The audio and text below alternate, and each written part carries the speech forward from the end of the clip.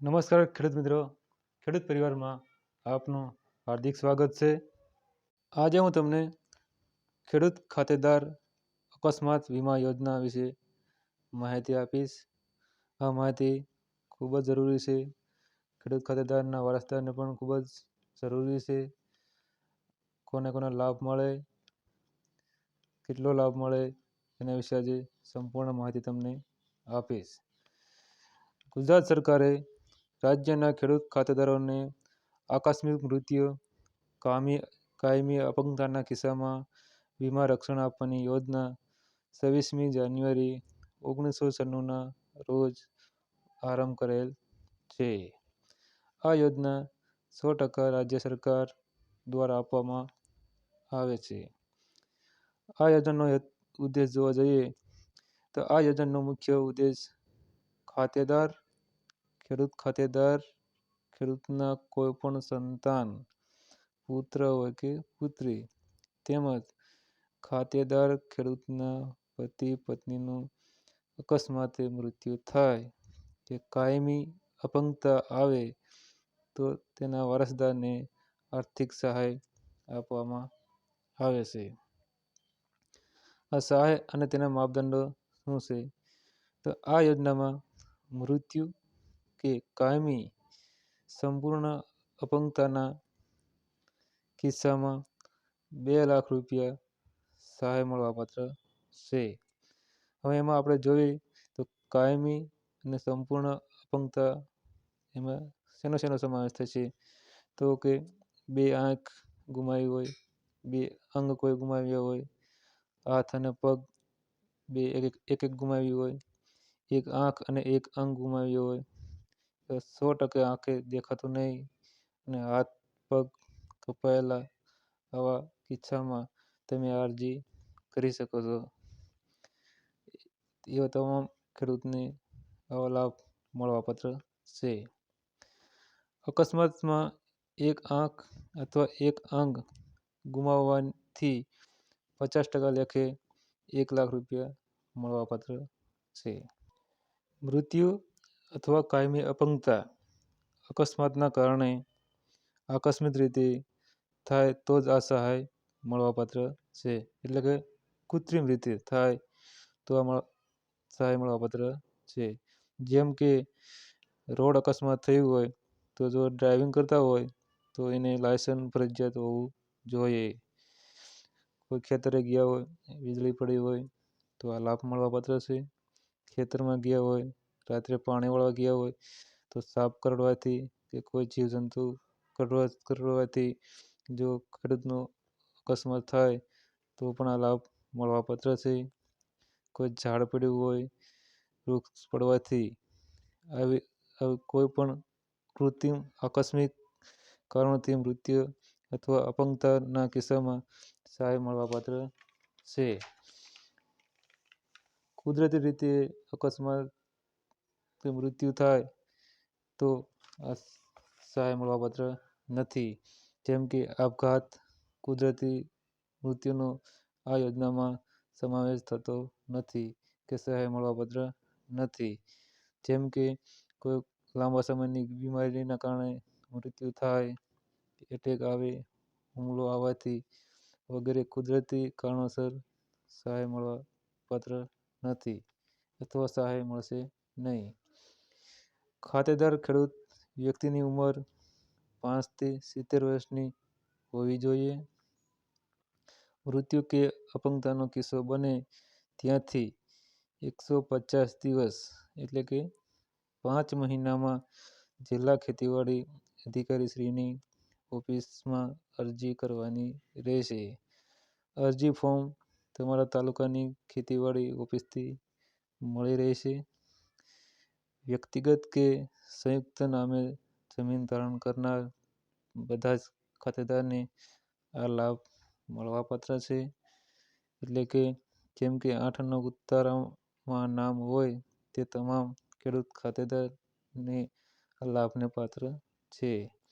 એમાં પુત્ર હોય, પુત્રી હોય, પતિ હોય કે પત્ની હોય વગેરે જમીન ધારણ કરનાર તમામ ખેડૂત ખાતેદારને આનો લાભ મળવાપાત્ર છે. વધારે માહિતી જોઈએ તો વધારે માહિતી માટે તમારા મોબાઈલમાં ગૂગલ ઉપર ખેડૂત અકસ્માત વીમા યોજના લખશો તો તમને સરકારની વેબસાઇટ ઉપરથી તમામ A to Z માહિતી મળી રહેશે. આવા કિસ્સામાં વારસદારને મળવાપાત્ર સહાય જોવા જઈએ તો કોઈ ખેડૂત અકસ્માત મૃત્યુ પામે તો તેના પ્રથમ હકદાર પતિ અથવા પત્નીને મળવાપાત્ર છે. જો તેમની ગેરહયાતી હોય તો તેમના બાળકમાં પુત્ર અથવા પુત્રી એમને લાભ મળવાપાત્ર છે. જો એમની પણ ગેરહયાતી હોય તો તેમના મા બાપને સહાય મળવાપાત્ર છે. એમની પણ ગેરહયાતી હોય તો તેમના પૌત્ર પૌત્રી એટલે ટૂંકમાં ઉપરના ત્રણેય ગેરહયાતી હોય તો તેમની હયાતીમાં કિસ્સામાં એમના પૌત્ર અને પૌત્રીને લાભ મળવાપાત્ર છે. આવો કોઈ કિસ્સો બને તો આપણે અરજી સાથે જોડવાના ડોક્યુમેન્ટ કાગળો કયા કયા છે તે આપણે જોઈશું. નિયત નમૂનાની અરજી જે તમને ખેતીવાડી ઓફિસથી મળશે. 7/12/8 ઉતારા ગામ નમૂના નંબર 6 એને આપણે હકપત્ર કહેતા હોય છે. જે મૃત્યુ તારીખ પછીના પ્રમાણિત ઉતારા લાવવાના હોય છે. ખાસ PM રિપોર્ટ ખૂબ જ જરૂરી છે. આવો કોઈ કિસ્સો બને તો PM રિપોર્ટ કરાવવાનું ભૂલવાનું નથી. PM રિપોર્ટ ખાસ જરૂરી છે. તરત જ આપણે FRI કરાવવાની છે. ત્યાંથી પછી પંચનામાનો રિપોર્ટ થશે. પોલીસ ઇન્ક્વેસ્ટ પંચનામું કારણ કે આ બધાની જરૂર પડતી હોય છે.